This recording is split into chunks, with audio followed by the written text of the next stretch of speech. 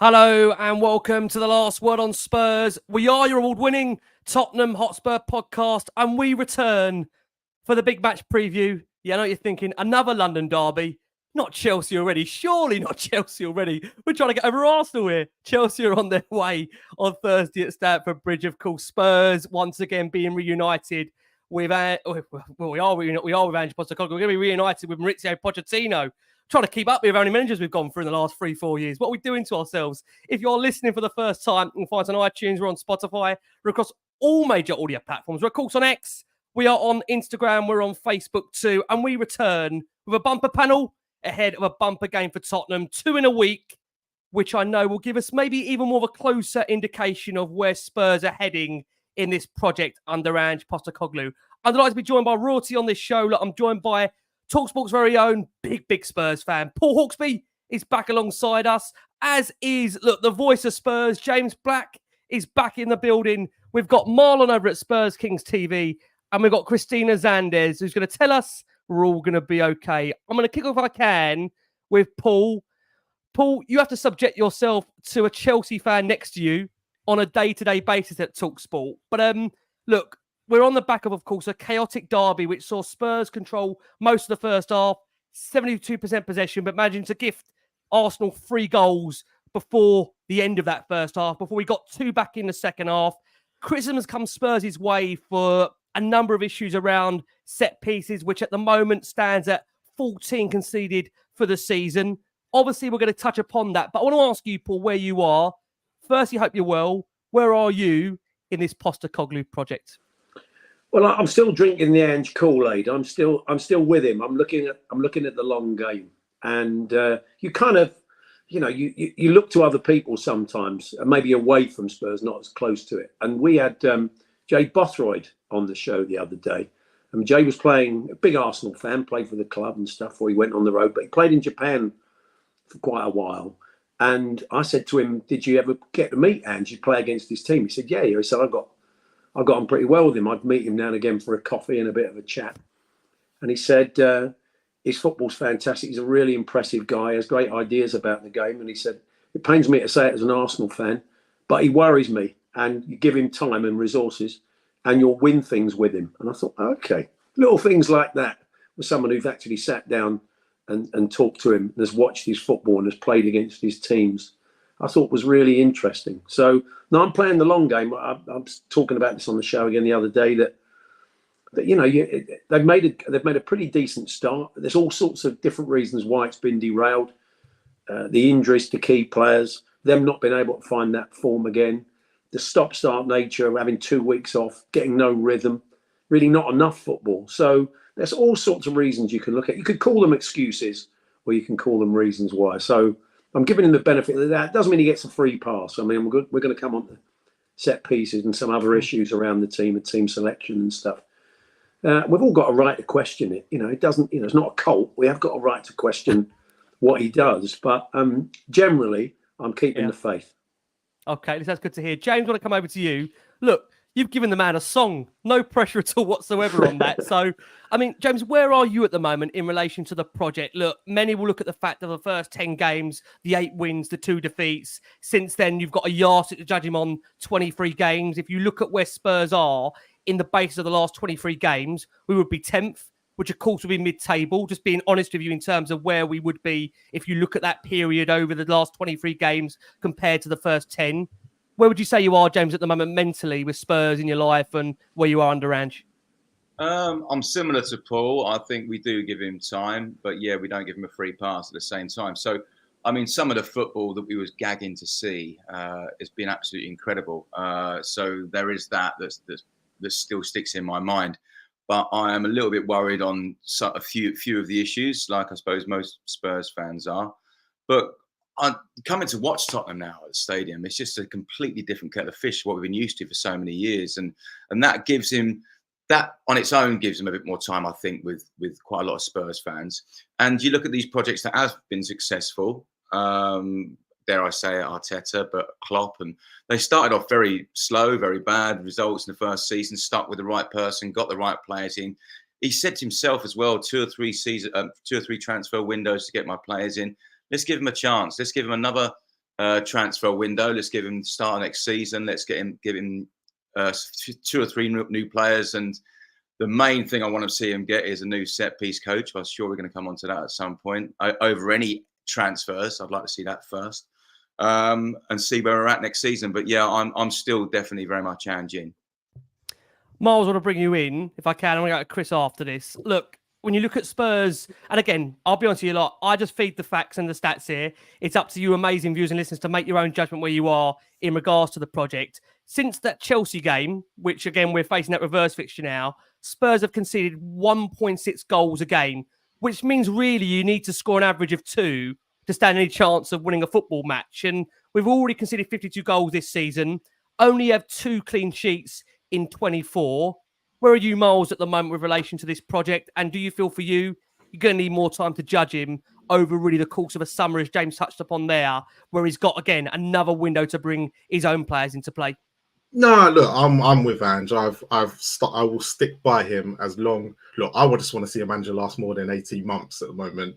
And Ange, for me, we were going to go through this bad period at some point, and it's about us sticking with the man to take us through. And for me, look, I will criticize Ange for certain little things, but I will be behind him. I'm not gonna just throw him underneath the bus because of certain results. Yes, look, North London derby hurts. It's gonna hurt me for a while, right? I'm one of them supporters that this game means way much more to me than the other 37 games that we play all season, especially the one at home, because it's the one that it's bragging rights, and we ain't got that now. And it looks like they're going to go win the league and all that. So we'll get into all of that. But for me right now, right, just give me some time to heal, right, and then I'll be back on the Ange train singing everything about him. He's the greatest. But right now, I'm just still in that moment. It's too soon. And the Chelsea game and the Liverpool game and all that, it's going to come too soon for me, and it just doesn't look positive. But I will get there, like we all said. Once the summer transfer window happens, once we get to September 1st, when the window closes, then I'll make my judgment of where I expect this club and where I see this project going. The reason why I've saved Chris at this point, I was going to bring her in at the start, but I thought, I'm going to wait and give her time, because I know she's still very much behind this manager. And I know we had a conversation on Monday, bless her, between ourselves, where I think she's been a bit frustrated by the real feeling of some maybe giving up on him at such an early stage, when you consider the facts out there, Chris, as I'm sure you're going to put to me, that we've had 4, 5, 6 managers over the course of the last however many years. And ultimately, we've got one here that does really embody the way we feel as Spurs fans about the club, the way he talks about us, the way that ultimately there you feel we can really relate to being at a club that hasn't had success for a long time and is craving it. And it's a man that ultimately, wherever he's been, he has won. So, Chris, you tell me how you feel at the moment with regards to maybe the questions over the manager and whether that's fair in your opinion. I feel quite sad that we're actually even having this conversation, but I get it, because after the North London derby, especially after the loss at home, the emotions are obviously very, very high. And, that I'm sure we're going to talk about more about the game, but just the outcome of it, I think, felt even more frustrating in a sense of, because I personally thought we actually played really well. But the thing is, to be 3-0 down against your rival team in the first half, to me, is absolutely not acceptable. So I can completely get it with people's emotions with it, but I am still so behind Ange with all of this whole season so far. We've overcome so many obstacles. Not even we, Ange has. The fact that we lost Harry Kane, our best player, just before our first game of the season. We've had an injury crisis that happened to be at a London derby. We've had, the fact that Ange, this is the first time that he's been in the Premier League itself. We haven't even had a whole summer transfer window. The whole season itself hasn't even finished.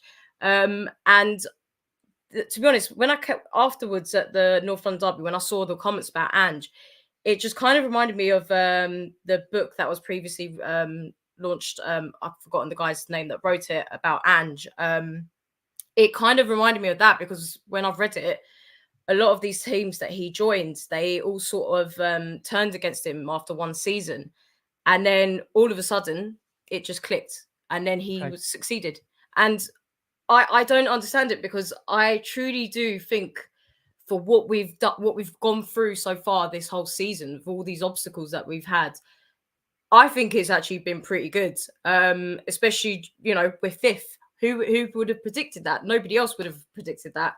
There's going to be a lot of things that we're going to look at. You know, we're going to pick out the strengths. We're going to pick out all those weaknesses, and I think that Andrew's going to sort it out. He needs to have a whole summer transfer. I think he knows exactly what the players he wants. The fact that he knows what he wants, I think, is a very good sign. We wanted that from a manager. We want to know what they want to get out the best of what we can get out of Tottenham. So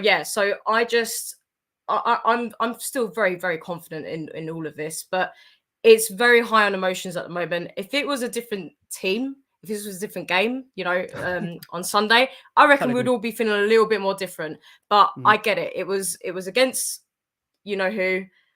So I completely understand why some people are feeling quite down about it, but it's going to take time. It's not going to overcome overnight. It's going to take some time. But this whole season to me was just a warm-up of Ange, and I think we've got a lot to look forward to.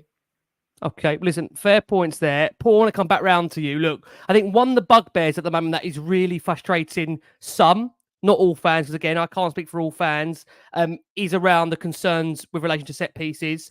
As we know today with Tottenham, they've conceded 14 goals from set pieces. And when asked about those set piece woes after the game, Ange admitted that the defending from them was poor on the day with regards to the Arsenal game, but seemed to indicate that things are more than just set pieces, which I think in the cold-hearted day at the time, I think fans were frustrated that he just didn't say that's an area that needs significant improvement. His words were, if I thought fixing defensive set pieces was the answer to us bridging the gap, then I put all my time and effort into them. But that's not where we're at. For us, it's about when I was focused on the details, not just set pieces, but a lot of the moments in games where we don't sense that you give good opposition the time and the space to do things when they're going to hurt you. I think that in relation to Arsenal, they made 4 attempts on goal in the first half and we conceded 3. I don't think about it, it's one part. I think it's a bigger, broader picture than that. But our defensive set pieces for those two were very, very poor. But there's a lot more than that to fix. Paul, how concerning is it for you around the set pieces? And are you slightly surprised that we don't have a dedicated specialist to them? Because Arsenal, for example, do. And they're a team that have got the most goals from set pieces in the league, I believe, 23. So they seem to understand very quickly Spurs' weakness, and they targeted it. And we had 15 days to work on it, and we conceded 2 after 38 minutes. I mean, it's more painful because we conceded 2 goals from set pieces to Arsenal. But if you think back to the amount of other games where we've either conceded from set pieces or nearly. I mean, you look at the Newcastle game, they could have scored 5 goals from corners before they actually scored one. At Wolves, the shortest man on the pitch had a free header.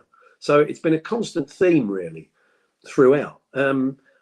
I don't sense he's in the mood to bring in a specialist coach. He says he always prefers his in-house coaches to do it, make it part of everything else they do. So maybe we shouldn't hold our breath there. He may change his mind. I don't know. It doesn't sound like it. I think if you're trying to build this kind of brave new world, which he's trying to do, along the way, there are going to be glitches and there's going to be small details that you need to address. I mean, if you want to call conceding lots of goals from set pieces a small detail, but it's one aspect of something he has to fix. And in that quote, he's talking about, you know, he really is describing the second goal, which we've conceded quite a lot this season as well. You know, just break the press and you're right into our defence, often one-on-one with a fullback or a centre-half. We've seen it millions of times. That is another aspect of it. It's a bit of a concern, but that could be dealt with by going out and getting a really good number 6 at some point if there's one out there. But the set pieces is a problem at the moment, and it's surprising. I mean, to be honest, when the first press conferences he did, I thought were quite refreshing. I think, you know, he was interesting. He was quite funny, quite lively. He was a bit different. But he's got a bit glib recently. I think he's been a bit dismissive of journalists. He doesn't want to get involved in those conversations. And I come away from a lot of his press conferences and I don't really know what he's thinking. He talks a lot about the process and we've got a long way to go and we've got a lot of learning to do.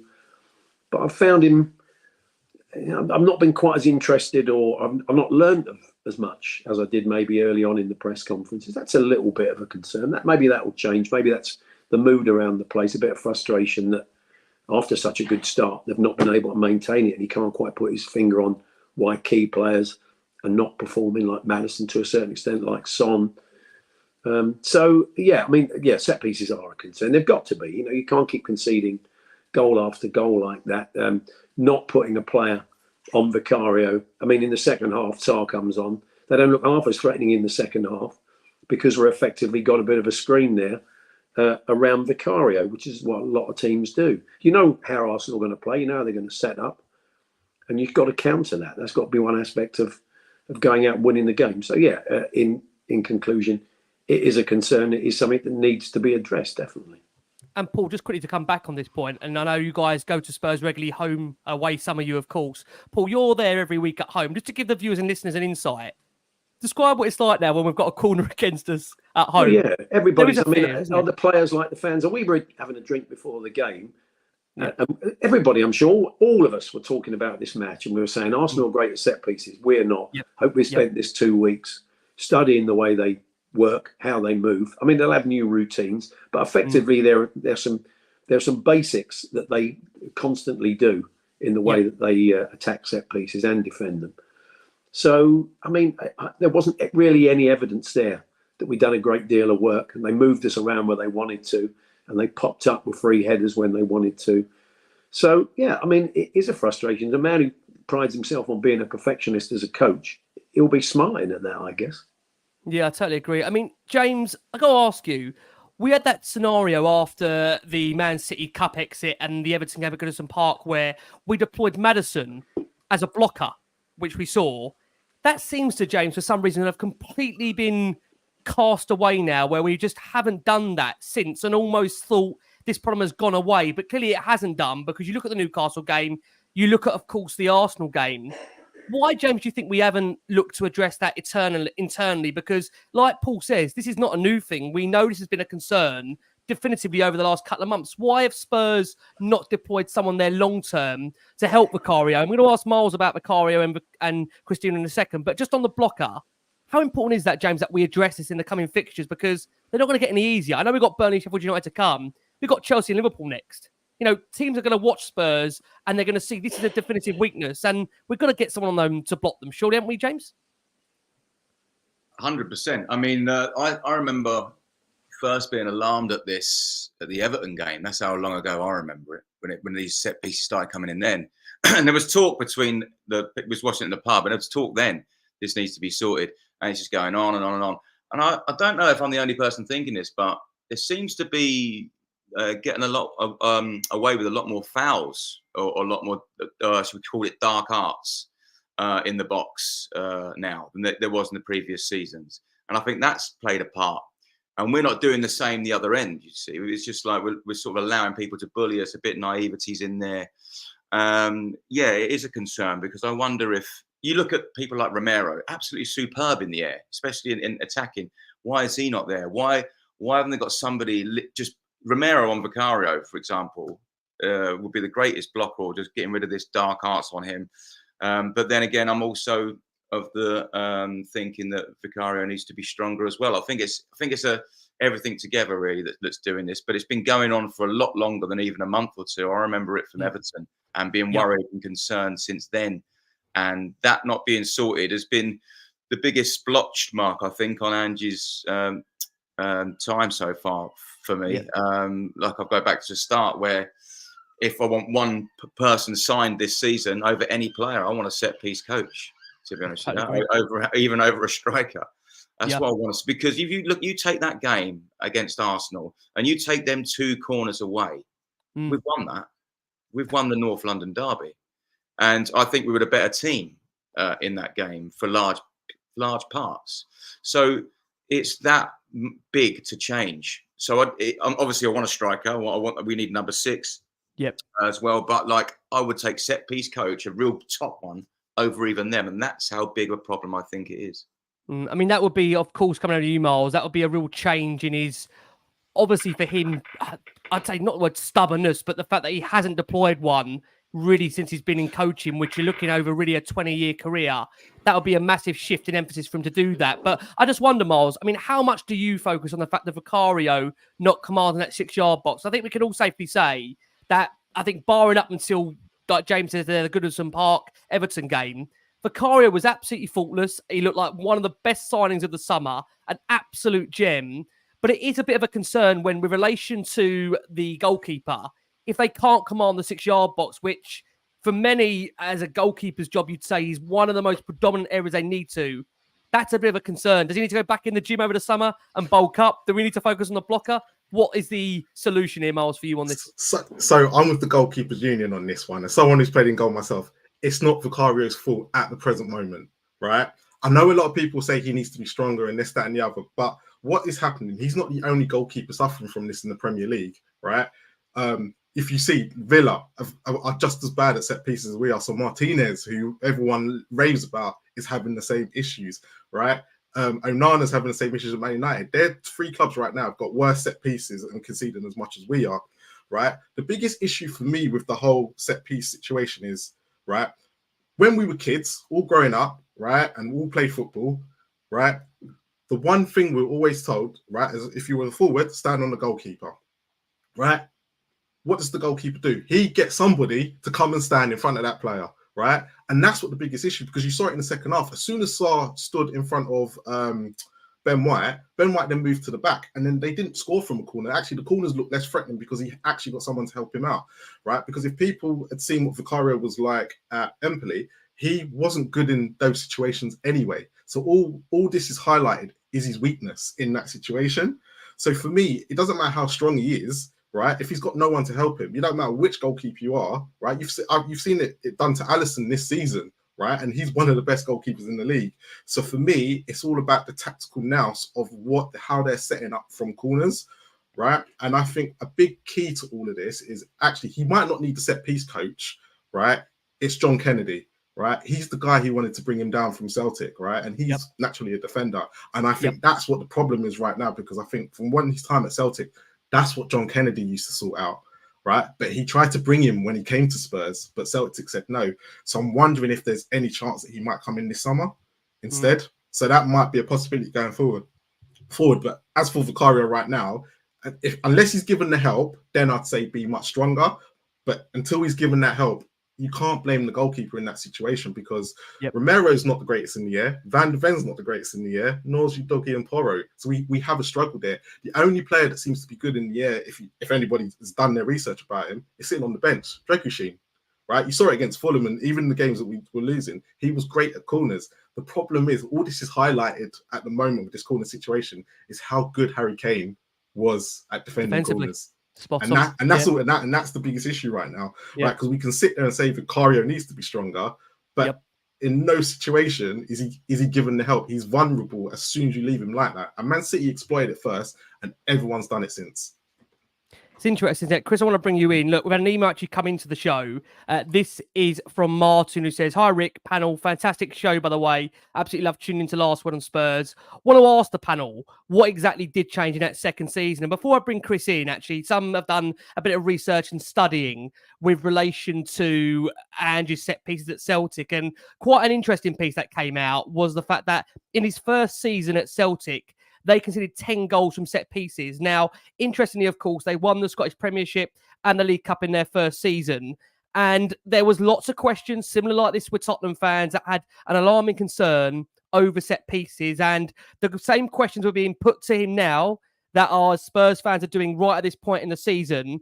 And ultimately, he did end up working on them. And then Celtic would only go on to concede one more from that point on the league. Although those 10 would almost account for almost half of the 22 they did let in. They grew as a side under Postecoglou. The set pieces did improve. And the point I'm trying to make is that he has come up, Chris, and you actually said this at your opening intro, he's come up against similar criticism wherever he's been before. And there has been improvements in that second season or in that last bit of the first season where ultimately there are changes happening. How much of it, Chris, do you feel it is that it's more being, I wouldn't say an agenda, but there's almost a forcing of this nature because it's glaringly obvious because we're conceding time and time again from the same issue, and the fact that at the moment, to some degree, it hasn't been fixed. But when you look previously at his career, these issues do get fixed to some degree. Yep. And that's literally like I said from the book, it's a previous of history of Ange. Like the people called him out for that. there were people wanting him out, and then he went ahead and clicked it all together, and it was fixed. I completely agree with Matt with what he said. I felt like Vicario was victimized in that game. I really, really did. He was literally being blinded by Ben White's tan right in front of him. There was just nobody there giving him any support whatsoever. And you could, when I was watching the game, I brought my little brother for his first North London derby, and all we kept saying was, why is no one helping Vicario out? What's going on here? And that is exactly like with everyone saying in the comments, this is where I really truly miss Harry Kane as well, because he knew exactly where to jump for those corners when they were coming. I actually was quite surprised he didn't bring on Dragusin. Is that how you pronounce his name? Very well done, Chris. Look at that. Look at that. That was a proper She's pro. been studying. She's been studying. We haven't bloody need to say it much. He's not been playing. I was quite surprised. I mean, if I'm going to give a criticism with Ange, I thought he actually gave the first team. I thought he got that wrong, to be honest. And you saw that from the second half.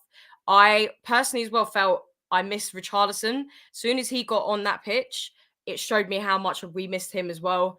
And I hope that he starts him for the Chelsea game now, because he put on a really good show. It's games like that.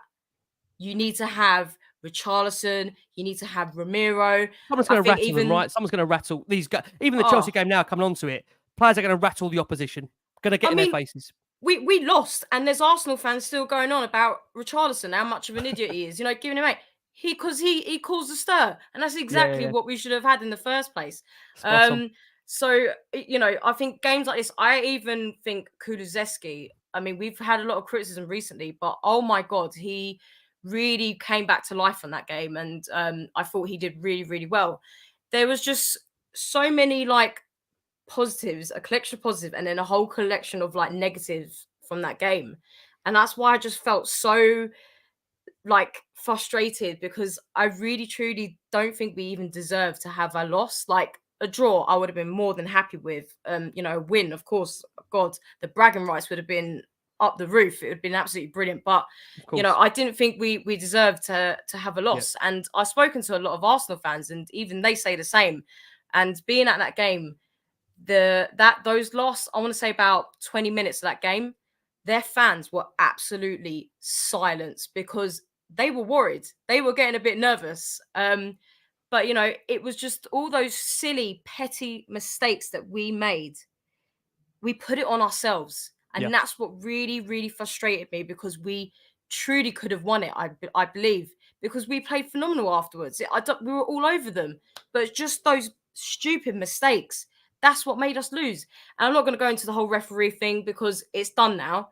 As much as I want to moan about it, and, those mistakes, I mean, I know we moan about VAR, but God, can you imagine if we didn't have VAR for that penalty with the Ben Davies foul? I mean, I again, it's done, but it's done. I don't understand what the hell happened there, but whatever, idiot. So, all of that as well. It was just such a damn shame in the end, but I think we can learn a hell of a lot from it. And even the press conference with Ange afterwards, I kind of felt like he was embarrassed about it all, because I kind of feel like he knew exactly what his problems were. So back to, what you say there, Chris, and back to Paul's point, very emotional in a press conference after, which I don't mind. It shows he cares. I think that's the one thing. I know, again, there's been question marks over the fact he doesn't look directly at, obviously, camera or the audience, and he's down, obviously, with obviously the way he is. But I think that's the one thing that I will say, that after a game, he's very much, for me, I think it's more of an emotional thing. He's so frustrated and angry that, to be honest, and again, look, some friend of the show, Ali Gold, who we adore on here when he comes on, Ali, who actually asked him the question over set pieces. I think there's a real definitive thing that it doesn't seem to want to interact with journalists straight after a game. He just wants to, deal with what he's dealing with in terms of the result, manifest and look after it. But look, I want to cheer everybody up now. This is great news. We're going to look forward to Chelsea. So listen, what we are going to do. Is that good or a bad thing? We are going to go for our first break of the show for our listeners and audio. We've got over 1,400 of you watching us live. All I can say is, as always, thank you so much for all your incredible support for Last Word on Spurs. Don't say it too loudly. We're battling Champions League football, and there's loads out there that are still Last Word on Spurs lovers. So what can I say? Thank you so much, as always, for your incredible support for the show. Paul, Chelsea, Stamford Bridge. When I say that, it normally sends shivers down people's spines. It also sees the reunion of Mauricio Pochettino, who, to be fair, look, when you consider where this inconsistent nature over Spurs started from, it was really from that Chelsea game that it started unravelling. You know, we had 8 wins, 2 draws to the time until Chelsea showed up. Give me your thoughts, Paul, on what you have made of Chelsea so far this season and our old boss Mauricio down there, because look, I know many Chelsea fans that are really, really unhappy. You sit next to one 4 or 5 days of the week, and there's been comments in here saying, we're going to hear another rant come Friday from the great Andy Jacobs. Tell me, Paul, your feelings of Chelsea to come on Thursday. Andy's not blaming Pochettino. There are a lot of Chelsea fans that want him out already, don't think he's any good, and he's Tottenham, and you're getting an awful lot of that stuff. And that was always the danger, unless it worked more or less straight away, people would say, his agent Pochettino is still working for us. But I think he blames the ownership and the poor recruitment and the scattergun nature of it, and buying too many players in the same positions and not enough in key ones like a striker, etc. So I think he points his guns at the football, the directors of football, and the ownership. So I think from his point of view, he's not having a go at Pochettino. It was really weird in the first game because there's no real opportunity to welcome back a manager, is there? So he just came out of the tunnel. All the cameras were on him. We were more worried about beating them because we always want to try and beat them. We were on a great run, and there was no sort of wave. It just sort of started, and people were sort of indifferent to him. So it was a bit strange, really, considering what he did for the club. I'm still a fan. I don't see it particularly as treachery. No one else offered him a job. We didn't offer him a job. Yep. And he's a professional. He's allowed to go off and do that. That is daft to think that he wouldn't. But not that I necessarily want to see him win anything now. But I've got nothing personally against him. He did brilliant things for our club. But the rivalry is very interesting, isn't it? I talked to Darren Bent at work the other day because he's an Arsenal fan after the match. Oh, he doesn't shy away from it, does he? Doesn't shy away from it now, Darren. Well, I was saying to him about the rivalry. I said there was a period when a lot of the Arsenal and Tottenham players were quite pally. They all lived in the same area. I remember one game when they were like, I think Jermaine Defoe got fouled. I can't remember who did it, but the Arsenal player sort of picked him up to make sure he was all right. I thought, that's not a North London derby. That's not Robbo sticking Charlie Nick in the, into the stand, is it? That's what that game's normally about. But he said to me during his time at Tottenham, it was Chelsea. That was the real grudge game, not Arsenal. He always felt, and he said it would start in the tunnel. He said it was a really bad atmosphere amongst Chelsea and Tottenham in his time at the club. And it's kind of built over the years. I think a lot of it, maybe from Tottenham's point of view, is that it doesn't matter who we were beating along the way, Chelsea would often come and beat us. Yeah. And, we had a nightmare at their place as well. So I think that's built the rivalry up. They've had a funny season. I actually think they've been playing pretty well at times. The second half against Villa was a bit of a red flag, really. They looked very good and should have won it. And they can play some good football. They've got very good players, but they are very inconsistent. But it's going to be a tough game, I think. I mean, they're always up for the match. The crowd are always up for the match. Players are always up for the match. So I think we're in for a tough old night. You know what, again, James, I think many maybe felt that at the time of this game, when it was dropping at the time, was maybe a good time for Spurs. Since then, obviously, of course, the fixture was rescheduled. I mean, James, it's a weird one because part of your song obviously does relate.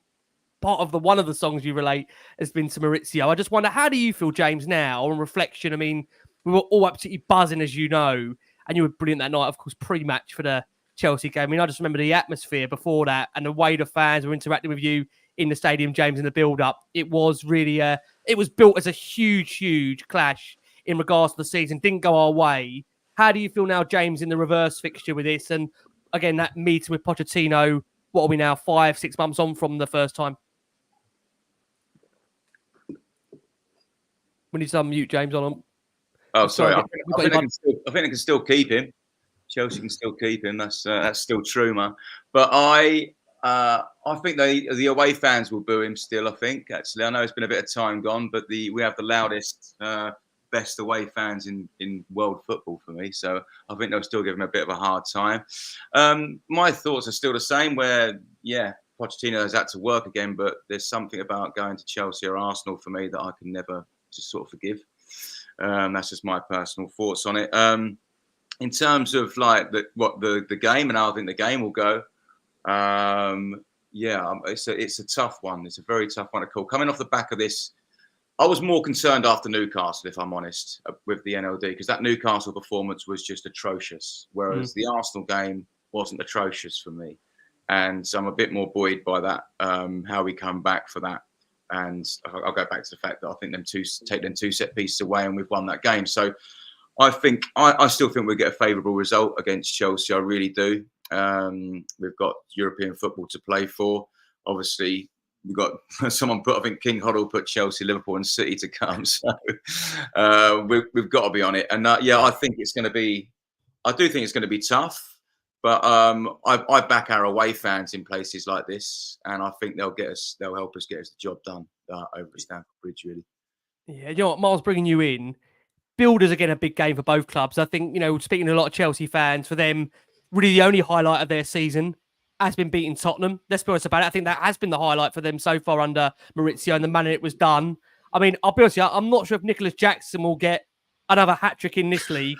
And that's not me being, sinister there. I don't think he'll ever get 3 easier goals to score the way we did present them on the night for him at the Tottenham Hotspur Stadium. Miles, where are you in relation to this fixture, and how big is it for you that we do get a result in these next 4 or 5 days to just get everyone lifted again? I just feel the fan base needs something to lift us again after this recent period. No, for me, I've always said that Spurs only have 37 games in a season because the 38th is Chelsea away, and I don't expect nothing from it, right? And I'm not one. Look, I'm one of those. I'm like I said earlier, I'm still hurting from the weekend, right? So I'm actually not expecting. I'm not expecting nothing on Thursday, right? It's kind of the same situation of they're gonna be up for it, right? They fully well know. Poch will be saying this is the game for them. Yep. Chelsea fans, it's more of a bigger rivalry. Look, I've worked at Chelsea for a season, right? And it's a bigger rivalry for them than it is for us, right? Ours is all about Arsenal, right? Yep. Then we go, it's Chelsea, and then it's West Ham at a push, right? Yep. So for me, I'm like, it's a rivalry, but it's more bigger for them because you take when we like the Battle of the Bridge, my favorite game that Spurs ever played because it hurt them that day and they went right into it. I didn't even care that we drew 2-2, right? Leicester had won the title weeks before that. It wasn't the day we let it down. But for me, it's just another game, but it's one of those games it's always an L or a D. It's not nothing more than that, right? But where I see this game this week, look, I want to be positive. I really do, right? Cool. But You're a Spurs fan. They had to do something in the NLD, right? And at the end of the day, Arsenal scored their 3 chances, and then we were given 2 goals. Like we didn't really open them up. If we look at the big concept of the game, we didn't really open them up. So actually, it's followed on from the Newcastle game, and they've lost their NLD. If they can't, if they're going to do that in an NLD, I'm not expecting anything from Chelsea, unfortunately. I'm sorry. I just can't see it. I'd love to be positive about this game, but as I said, I'm still hurting. But stop Cole Palmer, we stop Chelsea, right? We saw that last week when Arsenal played them. There's just nothing without him, and that's what we've got to do. But Poch might just do what Newcastle and Arsenal did and play 2 DMs, hit him for corners, and then we're stuck because we're as we've all said, Andrew's not going to change his way. We're going to play exactly the same way. So we'll have to see if he's sorted that corner situation out and see how it goes Thursday for me. You know what, Chris, coming over to you, I always feel with Tottenham with these kind of fixtures, and we've got a very similar record away at the Emirates, away at Anfield and the Bridge, that sometimes we play the name rather than the team. If we play the team on Thursday, we should beat Chelsea. If we play the name, you're going back to that horrendous stat, which I think is 1 win in 33 games at Stamford Bridge. How much, Chris, do you feel, again, you're a real positive influence on LastWordOnSpurs. I see many saying, get Chris on more, we need her positivity. How much, Chris, do you feel that Spurs need to play the team rather than the name on Thursday? And just hopefully the fact that it's, look, to some degree, it's a brand new set of players overall. It's a new manager. Should that record be really hanging over us at all with regards to that away record there? Listen, I was very positive from the last Chelsea game, and that ended up being an absolute disaster. But I'm still really cursed by that. I'm really cursed by that more than the Arsenal game. I've got Ricky Norwood still telling me it's going to be 4-5-1. I've got Lee McQueen telling me we're going to hit him for 6. God help me. Oh gosh. But no, do you know, this would be like not fully cured, but if we are to beat Chelsea, I feel like this will help overcome with what happened on Sunday. But we just need to learn our mistakes from that game, 100%. If we go in with it all, realistically, we should beat them. I mean, look at their season so far. I mean, only up to now, of course, they've started to play better. And of course, they lost and got humiliated by Arsenal that one game. Of course they did. It's just so typical. But I just know that they're all going to go fully in against us. And Poch, of course, he's going to want to beat us. You know, we're going to be booing him. I'm going to be booing him. Don't you worry about that. You know, of course, it's going to be a big game. Again, there's a different rivalry. Don't sit on the fence, Chris. Tell us how you really feel. I've told you guys how I feel about Poch. I know you do.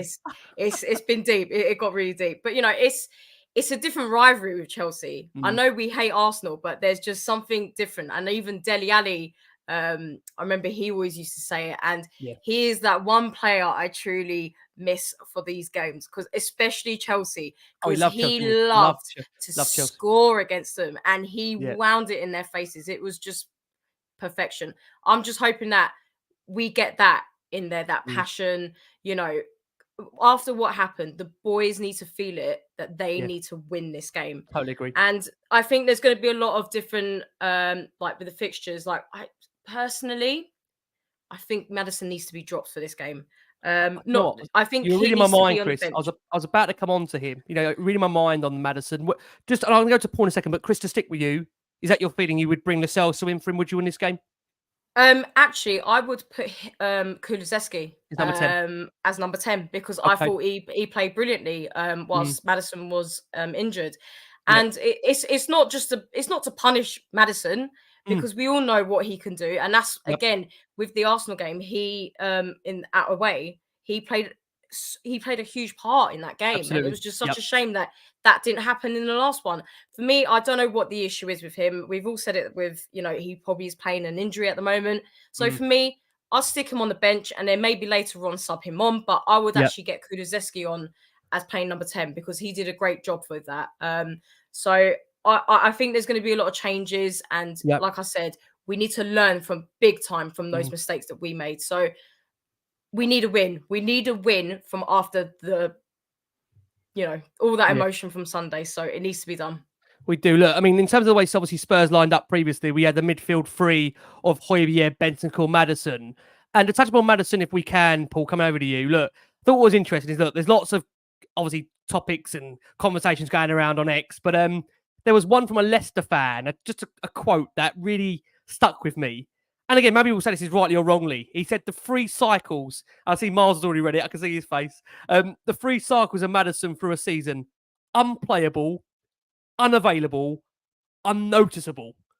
Which again, you could maybe say that's really maybe brutal and harsh. But Paul, I want to ask you on James Maddison. Look, you've watched Spurs for many, many years. I'm not going to age you. Definitely not going to age you at all. But tell me, why do you think we've not seen that same Maddison that we saw in the opening 10 games? Bearing in mind, he's come back from injury for a while now. Why has it not clicked in your mind that we haven't seen the James Maddison that we've seen in those opening 10? I mean, he addressed that himself. He said the other week that he felt he was starting to feel his old self. But, you know, saying it and then seeing it on the pitch has been very different. We haven't seen the same player from before the injury. He just seems to have lost his mojo a bit. He looks quite frustrated. His passing's not as crisp. He doesn't seem to find the passes that he did before. Spends a lot of time getting frustrated, a lot of pointing, a lot of shouting at other people, a lot of shit housing, a lot of trying to buy set pieces, whether it's penalties or free kicks. And I don't know, it reminds me a little bit of Delhi when it wasn't working for Delhi towards the end. You start getting, nothing's coming off and you're frustrated, and you're seeing a lot of that in him. And he's been hooked on 60 minutes most of the time, but he's having no material effect. And, you know, he's the puppet master. It's his job to find those little spaces and find those passes and pick out the runners. And he's being hooked on a regular basis now. So do I think, I kind of agree with Chris. I would put Kulusevski in there. I thought he did very well. And in a game like Chelsea, he has got something about him. But you could say the same of Maddison. Do I think he will hook Maddison? Probably not. I think he'll probably play him, but you could certainly make a case for it. I'm sure we'll come on to formations and the whole team. I think we need to shake up that lineup we saw the other day pretty considerably. But I mean, I still think there's a player there, and I think that Leicester summing up, if anybody can just come up with that, it's nonsense. Is it unfair? I still think it's a really good player. Yeah, and you think that's an unfair judgment? I mean, what does that mean? I mean, I don't know. It fits neatly into what we've seen so far this season. It doesn't mean it's going to happen going forward. So I still have some belief in him, and I think he'll probably come good again. Probably won't be this season. I think maybe he needs a summer and he'll bounce back. But I mean, I don't think we're going to see the same player this season. We can probably, who knows? He may go out. He'll probably have the game of his life against City and we'll beat them. Don't do that to me. There's going to be 60,000 Spurs. For anyone that's proper Spurs, can I just say, and I think that we all are, and there's loads that watch and listen to this show.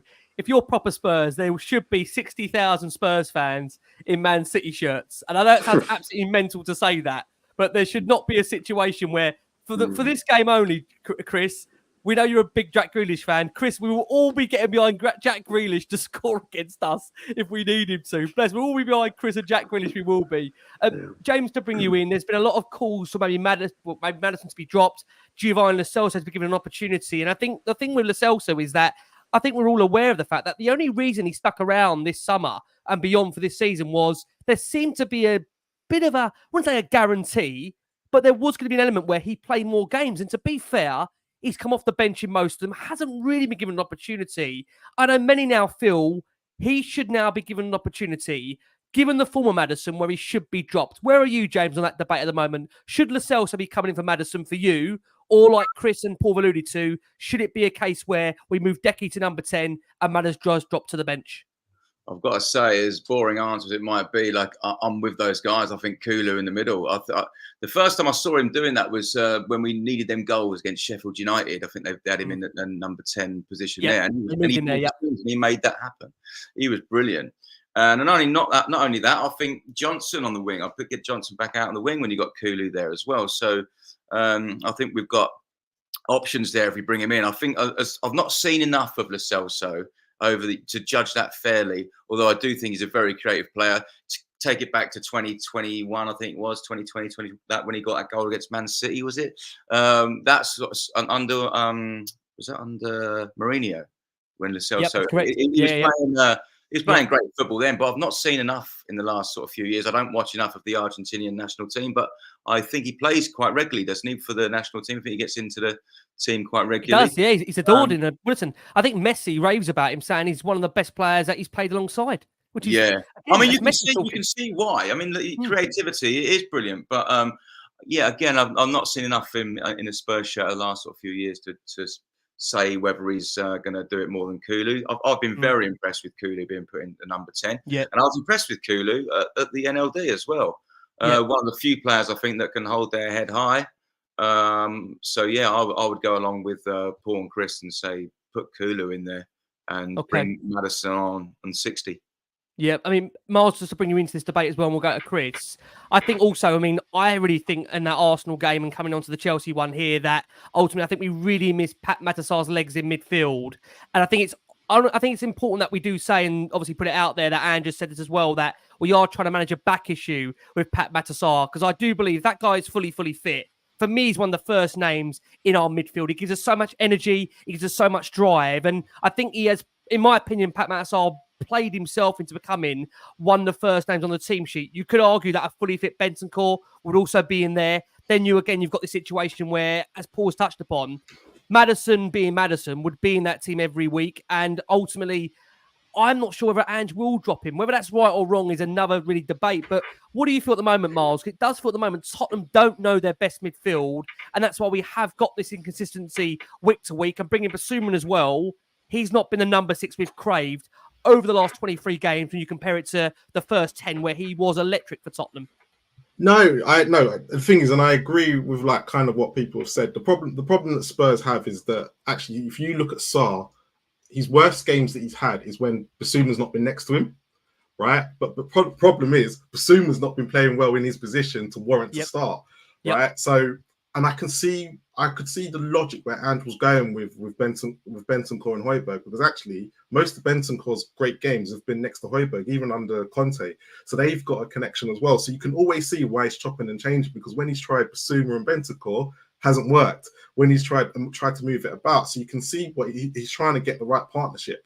But with the James Maddison thing, this was my worry when we signed him, right? Because everyone was always talking about, hey, he should be in the England squad and everything like that. But if you go and look at James Maddison's record, it's always been a bit inconsistent, and he's always got injured at some part of the season, no matter when he was at Leicester and when he was at Norwich as well. And then he just goes off the ball. He always has a great start, right? So the problem we've got now is who do you put in that attacking mid, right? Because I don't think he's going to drop him, but I wouldn't take Kulu off the wing as of yet. And the reason why I'm saying that is because I have to go back to the Newcastle game, right? Because it was Brennan and Werner and Son, and all the ball kept doing was coming back, which put pressure on our defense, right? So when everyone was doing the lineups for Arsenal, I said he's got to bring Kulu in, because even though Kulu's predictable and this, that, and the other, he holds the ball up when he's on that wing. Now, if you put him as a number 10, you're going to have the same problem that we had against Newcastle, because where Maddison's been coming to drop deep and things like that. So for me, I'd play Kulu and Lo Celso, and probably put Basuma back in there with Sarr if it was me. But I know Andrew's going to play Maddison, because it's going to be one of them. If he drops Maddison and it don't work, we're all going to be screaming, oh, why have you dropped Maddison? Why have you done it? He's our only creative player, right? So it's a catch-22 situation right now. But for me, I would personally go for Lo Celso. I did expect Lo Celso to get more chances this season, but he's always been injured. Whenever, as soon as Maddison got injured, Lo Celso got injured.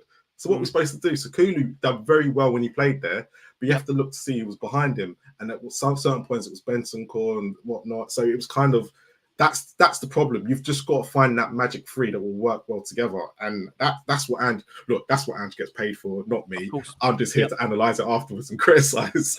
But for real, on a serious level, I don't really know what the best three is. And I think that's why everything's been interchanging at the moment, because he needs to find the right balance. And the problem is, the right balance is Basuma, Sarr, and Maddison, as we saw early on. But we just need to get Basuma to be more brave on the ball, as he was doing at the beginning of the season. If we can get that Basuma back, I think we kind of forget everything else that's going on in that midfield.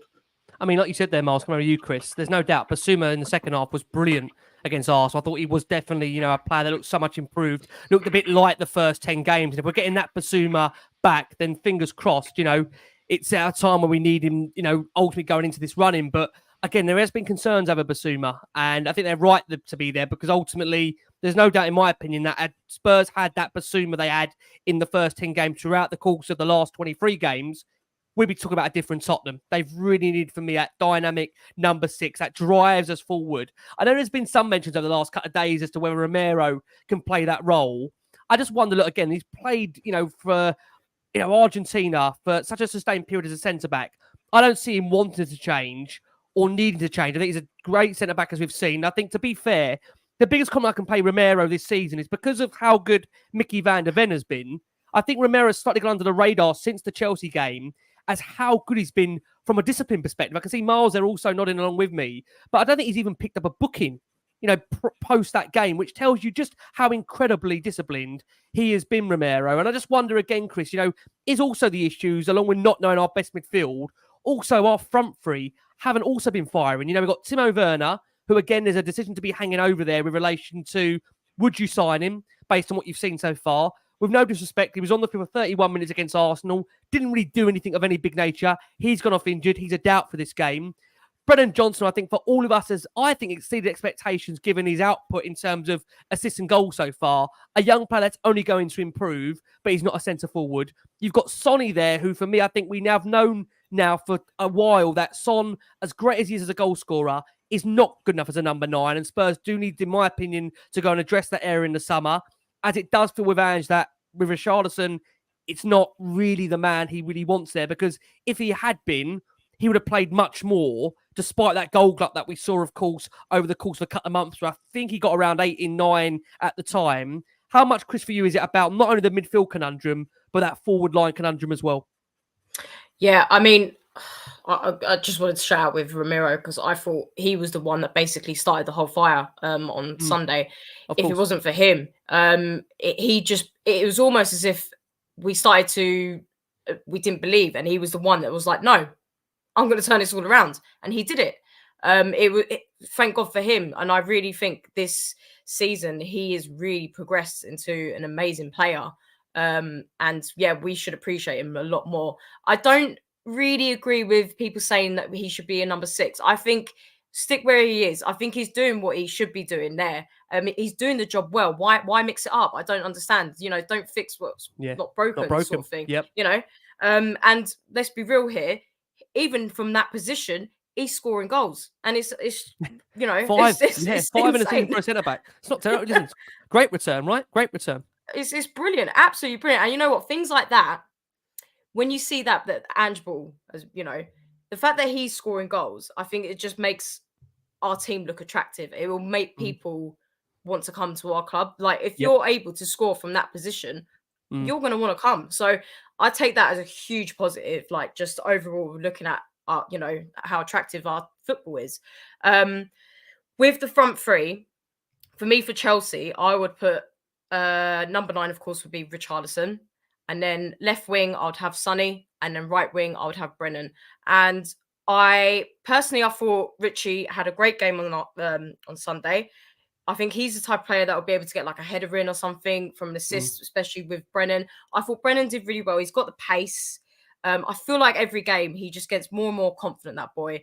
And he can really get some great assists in. It just really disappointed me from that Newcastle game because right at the beginning, there were like 2 incredible passes crosses from Brennan Johnson, and it was just Werner that couldn't get that shot in, get that tap in.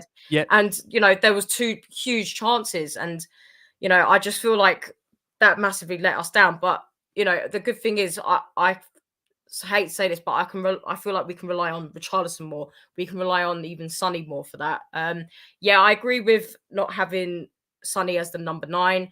I feel like with Sonny being in that position, he needs more support. Totally agree. And totally agree. The good thing is about it, when he does get that support, when he finally actually does get a moment, we can rely on him to finish it because clinical, he can isn't do he? that. He's normally clinical, isn't he, in front of goal? Yep. But, he's like the best in the Premier League for it, of course. So, but, and for me, I think he's better on the wing, though. He's a much better as a left wing. And that's how I'd, with my, the front three for me. But no, I wouldn't put Ramiro as number 6. I know a lot of people are saying that, but that's just my personal opinion. I think he's doing his job right as it is. I wouldn't mix it up. Why would we do that? And again, with what you said about Basuma as well, I think hopefully he's going to start getting better now, because there was coming a time where I was a bit worried about him, a bit concerned. He just wasn't really putting much impact into the play. But I thought he did well. It's so weird that we're saying all of this, like all this positive about the Arsenal game, but it's like the result of it is just so frustrating. But anyway, just for reference, I've not said a word about positive from the Arsenal game, and I refuse to, and I won't be. But you guys, another. But there's certain, listen, there's little aspects. But I mean, I said at the time, I mean, I can never sit here and I mean, listen, I know many are different than maybe the way I feel. I can never take any positive from an North London derby when you're 3-0 down at half time. For me, as I said on Sunday, unforgivable, unacceptable, can never happen, shouldn't happen. But we're at Chelsea. I don't know if I feel better or worse now. I mean, Paul, let me just ask you, just on this forward line, look, we've been having this discussion here now for the last 10 minutes or so. We don't know our best front three in the midfield. We don't know our best front three in the forward line. Is that where a lot of, Paul, the last 20 games or so in terms of this inconsistency has come from? Because the first 10, we did know our best 11. We did know our best side. We had consistency. Is this why we're feeling the way we're feeling, where there is this almost slightly imbalance with supporters at the moment, that we're maybe not confident going into games because we don't know for certain who is playing or who should play because of the off-form nature of some of the players? Yeah, it seems a lot of them have got injuries as well that often we don't know about. I mean, would he have started Richarlison if Richarlison was 100% fit? So maybe, there are injuries that players are carrying. We've really noticed that in the midfield. If you look at Postecoglou, he's more or less changed his whole midfield in every game recently after about an hour, So he's trying to find a combo that works. He's trying to find a bit of form and a bit of structure in there. and he's struggling. I mean, if it was me, if Sarri's fit for all the reasons you said, he covers a lot of ground, and Ben Davies can do with some help, I think, against Madueke. It's a very similar setup that we had with Saka the other day. A player that likes to run at you, is quick and can cut in, can score with either foot. So it's going to be tough for Ben Davies. I didn't think actually did that badly, considering he was thrown straight in there. But yeah, the midfield, I would probably go Bissouma and Sarr. I wondered at the weekend, when we saw the team, I wondered if he thought it was a bit of rope-a-dope, that he felt that they were going to be leggy, and if we could keep it tight for about 50 minutes with a kind of more solid and not midfield. consider corner, Paul. And not concede any corners at all. That maybe they would get a bit leggy if it was 0-0, and then you could bring the legs on, you could bring the quicker players on, you could bring Johnson on. But I don't know, that was probably naive, and that's not the way that Postecoglou tends to work. But anyway, I would go Bissouma and Sarr. I agree with Chris. I would play Sonny on the left. He's not a striker. He never will be. It's a waste of his talent. I would probably play Richarlison if he's fit, because he's got a bit of dog in him as well, which Chelsea don't like. He'll get in people's faces and he'll make it nasty. We saw that against Arsenal. He's only on there for half an hour, and he wound up more Arsenal players than any other Tottenham player on the pitch. So I think you need a little bit of that. And I think when he's on it, his finishing is good. I would have Brennan Johnson on the right. I agree with Chris there. And the back four is kind of picking itself, really. But I mean, that doesn't give us any guarantees, because you could put that team out and we could all be sitting there next week saying, we should have played Bentancur, would have given us a bit more control. So none of us know. This is the problem. He hasn't got the players he wants to play the way he wants to play. That's why we've got to give him time. And you think, Paul, when you look at I'm fast forwarding here a little bit, but based on the summer, I just want to ask you before I bring James in that he's made it very, very clear in his mind that next season he's told us he wants to challenge for the league. If you want to challenge for the league, let's be honest about it. I think Spurs are arguably, for many, are 4 or 5 players away, at least in my opinion, from actually having a squad to compete.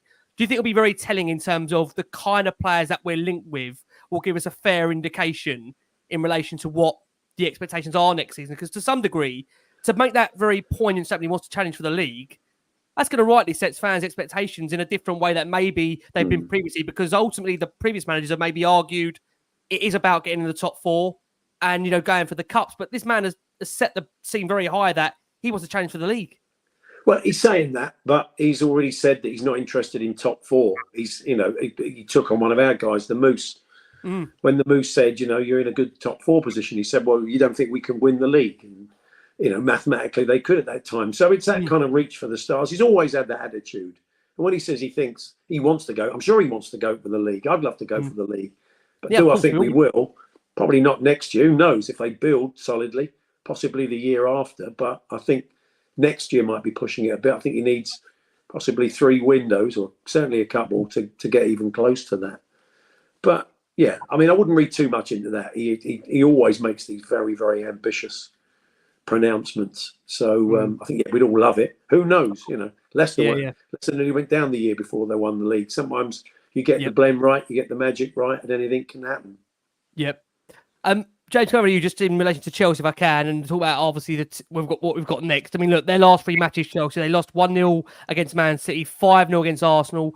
They've drawn 2-2 with Aston Villa. I mean, they've been a very up and down Chelsea side. I mean, all I can describe is speaking to a lot of Chelsea fans. They nearly got to a FA Cup final. They nearly got to they nearly got a win in the League Cup final against, obviously, of course, Liverpool.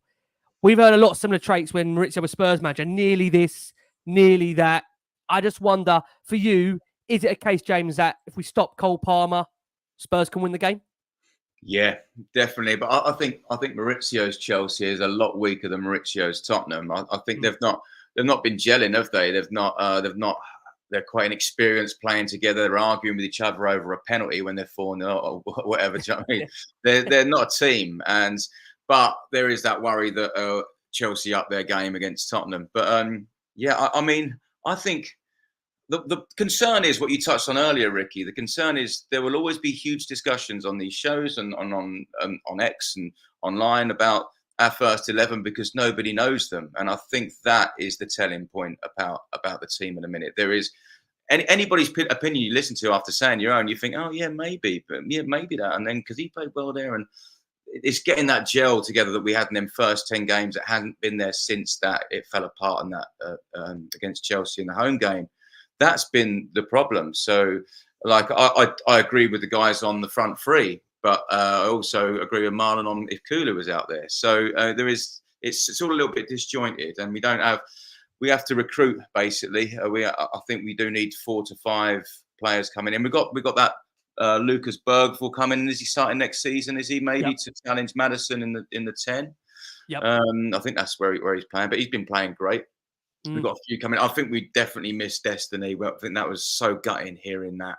I think we paid the price there, and that weakens that side there with if Sonny's going to be there to back him up, whatever.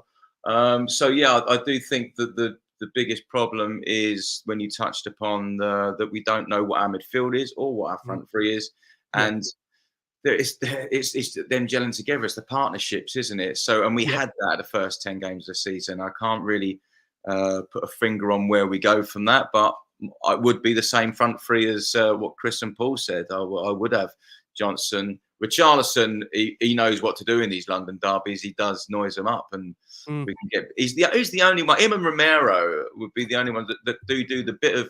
I think Pochettino touched on it once, didn't he, about the dark arts. You do need a touch of it. You do totally agree. A touch of the dark arts in there, and I think that's we're lacking that. We're quite naive in that. It's not just the set pieces, but throughout the field, and that's what I'm up for. Richie coming back in and noising them up. Listen, it's going to be an interesting game. I mean, Chelsea-wise, injury-wise, going into it, Thiago Silva announced he'll be leaving the club this week. Did gingerly walk off with an apparent groin problem. At the moment, it's one that is 50-50, but he's not expected to make it. In regards to Chelsea's other potential concerns, they've got injuries to Wesley Fofana, Reece James, Romeo Lavia, Leslie Okochukwu. I think I've gone completely over the top with that name. I think Leslie Okochukwu. I might have got that right. Andy James can definitely correct me. I tell you what, I've gone full-blown Chelsea there.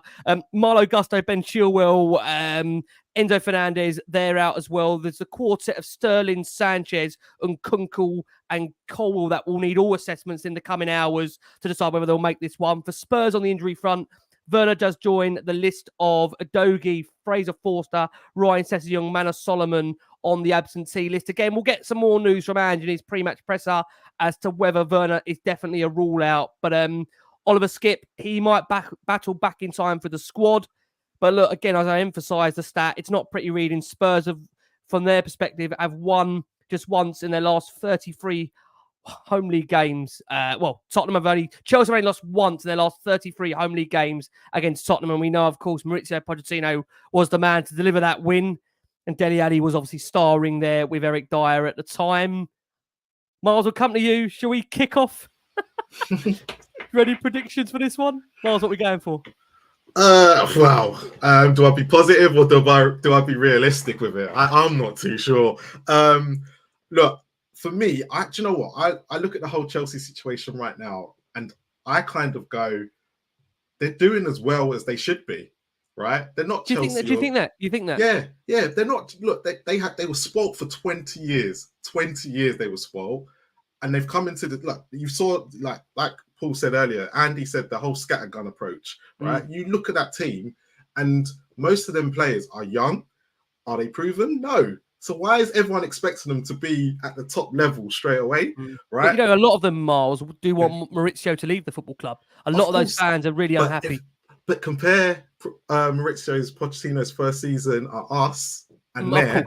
Yeah, they're so similar. They are literally so similar, and that's the thing. Like Poch, if you give Poch the time and actually give him the squad that he probably wants, they could have probably something similar to what we kind of had, and then get rid of him when they need to. I agree. He'll take you to a certain level. Yeah. But then you will need someone to come and actually ultimately take you to the trophies. But Chelsea are, for me, Chelsea are expecting what Abramovich was doing for them, where he was sacking a coach and they're bringing another top level coach. Well, this is a complete different ownership, right? You are going to have to take some steps back before you take some steps forward, right? Yep. And I think because a lot of them have forgotten that, it's kind of like, no, we should be here, but no, you don't have an outright to be there. So for me, right, for them, they're guaranteed 1 win a season.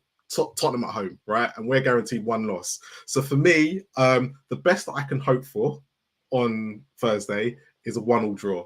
and that's just being really positive. But if I'm still on North London time, so if look, stop, as I said earlier, stop Cole Palmer, we can get a draw at least. Okay, Miles, can I say I appreciate you being positive there? Because I know it's taken a lot for you to be that way. Chris has come to you. You are one of the most optimistic Spurs fans I know, and those that champion you on here make you be as well, bless them. Chris, what are we going for? Stamford Bridge, Chelsea away. It's that time again. I'm going to try and be positive here. And I'm going to get absolutely slaughtered for this. I'm going to go for a 2-1 win to Tottenham. Interesting. I think it's going to be a winner from Sonny. Okay. Yeah, I'm going to say that, Sonny. That would change the mood, wouldn't it, Chris? You feel if we go away to Stamford Bridge and win, given our horrendous record there, will that maybe calm us all down to some degree for those that are really concerned? Because that's what I think. I think with what happened that game with Arsenal, I think the players are just going to go in and be like, we need to win this no matter what. And that I'm hoping it's going to be that kind of attitude. I'm hoping that Andrew's going to sort a few things out. And then, I really hope that, we just go in for the win, because it should be just a huge lesson learned now. And I really feel like the boys need to have a win. We need it ourselves, the fans. Like, we're so depressed at the moment. Like, come on. Like, I just need something. It's going to be. I think that's how I feel it's going to be. But yeah, I'm just trying to be happy. I'm going to be a happy clapper. Yeah, of course, that's going to be me. Because I generally think we need it and we want it. So yeah. And obviously with the whole thing with Poch as well, it would just be brilliant, wouldn't it? Absolutely brilliant. So yeah, I'm just gonna be a happy clapper and say 2-1 to Tottenham. Chris, never change. We love you for you're an absolute star. Make sure you go check out Chris. Also, got to say, Miles, bless him, over at Spurs Kings TV. Go and check those guys out. Thank you so much, James. Oh mate, I tell you, I mean, when I go back to this reverse fixture, we had I don't know how many of the South Stand were with you before that game. So excited for this one. And listen, again, there'll be, of course, going into it, maybe a bit of trepidation, a bit of anxiousness. It's Chelsea away, that record there. James, what do you see happening on that night? I see a 2-2 draw, I think. And I would take a 2-2 draw as well. But yeah, it is historically. But it all depends on, like, when you've done the team news, Ricky, if Wakachu is playing as well. We don't know if he's out yet. If he starts, then it makes a big difference. No, I'd do 2-2, and I'd take 2-2 as well. I'd love a last-minute Richarlison 3-2 winner and rub it in Poch's face, the snake. But I see 2-2. I find it so interesting. I'm very similar to Paul, where I haven't got that hatred for him. I'm not saying you hate him, James, but I haven't got that kind of. I know Chris is very much similar to you, James. I know again it maybe hurts, but again I do get that. I do understand it. But yeah, I just two clubs, Ricky. You don't go to two clubs, and he chose one of them. Yeah, but we didn't want him. 2 clubs in the world. 2. You don't date Chelsea and Arsenal either, do you? There's things you don't do. But we didn't phone him. We he was waiting all summer. It doesn't matter. You know what? He was manager of Tottenham for Battle of the Bridge, and that should tell you everything. He knows hatred. Yeah, I mean, the thing I can't understand is, and this is what I will agree with you, Chris and James, on, is that what I don't understand is that he's at a club that sing "We Hate Tottenham" every week, home and away. Yeah, he knows it. That's what I find really uncomfortable with it. But I still reckon that guy wears Tottenham tracksuits. I still think he does. He's still got that. He's still got his Tottenham barbecue. I'm telling you, he might be Agent Poch for all we know. Don't let Andy Jacobs hear this, Paul. Don't let him hear this. But we need a win, and then we can just relax for the 14th against City. Yeah. Lose 7-0, put Austin in goal or something. I'm happy to sit in the away end. Play the reserves. Play the reserves. Get them out there. I tell you. That side though, I would like to see some experimenting with you. Do you know what I mean? Do what you want. Yeah, do what you want. I'll have an Oasis haircut now. Yeah, do what you want, Paul. Let me bring you in.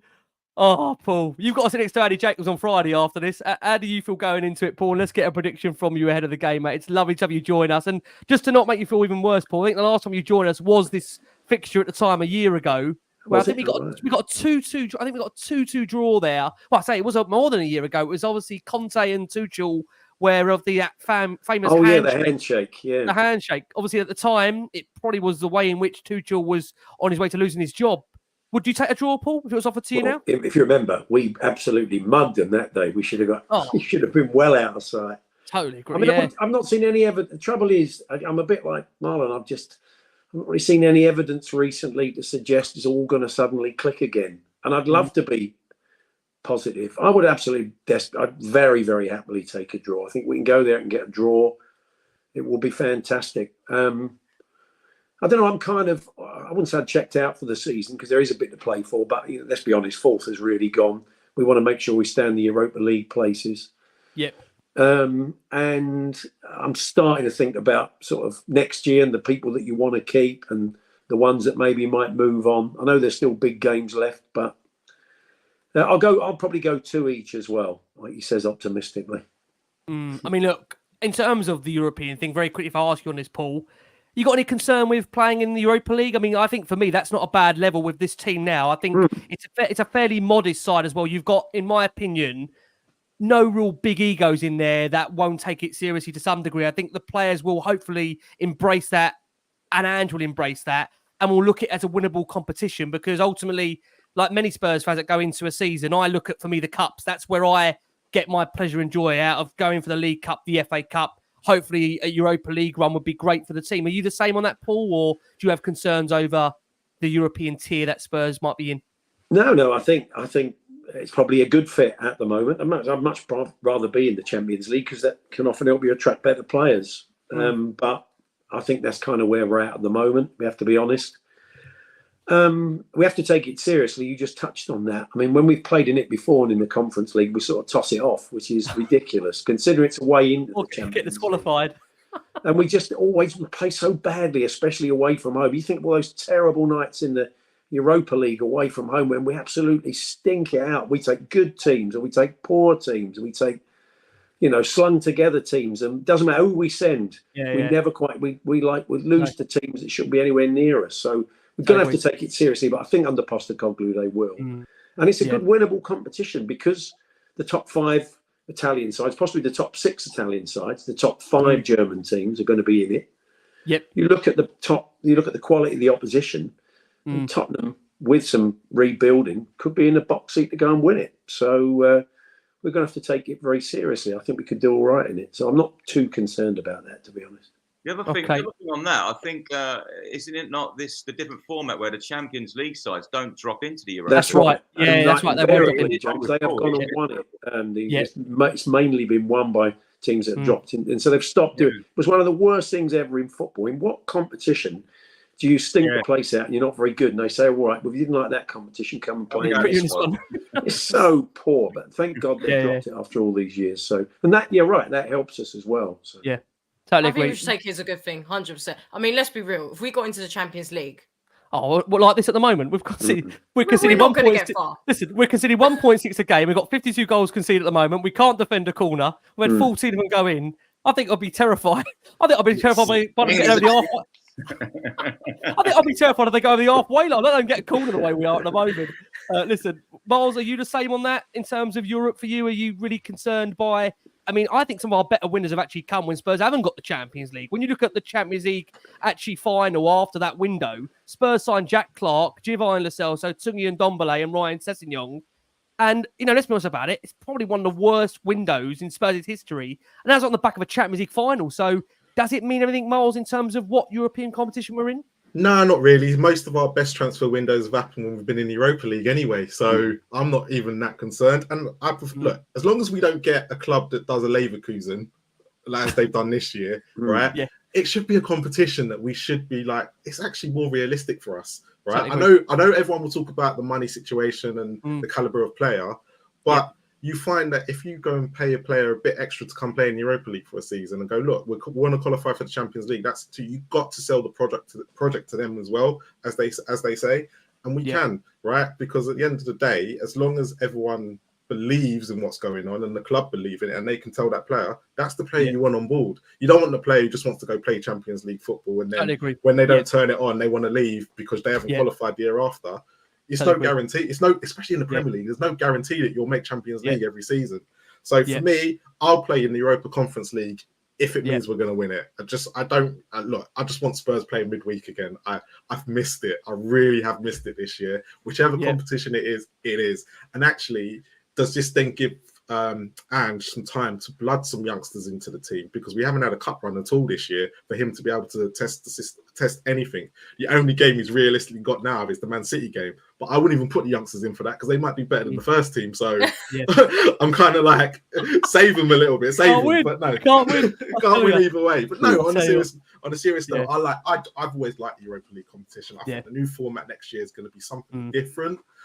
Let's see how it progresses and carries on, because even the Champions League's different. So let's see how it goes for a season. Let's try and do as well as we can, because at the moment we've not really coped well when we've had midweek games and had to play at the weekend either. So there's a big change of everything that needs to be done next year. But as Paul said, I've checked out, but I'm ready for next season now. That's great to hear. That's great. Miles, thank you so much, mate. We're going to see you, Miles, for the Man City post-match game. Yeah. God help us where we'll be on that one. What side will be even cheering on that game? God help us in a couple of weeks' time. Mate, thank you so much. Go and check Miles out over at Spurs Kings TV. I want to say a massive thanks, Chris, as always. Thank you for coming on. We're going to be back with us very, very soon. James Black, back in the building. James, thank you so much. We'll be seeing you, mate, very soon. Of course, every home match is there, giving us something, hopefully even more to come. James, keep singing us on, my man. We need that positivity. Thank you so much. Go and check him out. The voice of Spurs. And Paul, finally, an absolute pleasure to bring you back on. Where can everybody hear your dulcet tones Monday to Friday? Yeah, same old place. talkSPORT 1 till 4, Monday to Friday. So, we keep on keeping on. And, it's going to be interesting. If we beat Chelsea, Andy's normally just, loses the plot. So it could be quite funny. So if we do win, make sure you tune in at 1 o'clock. It'll be fun.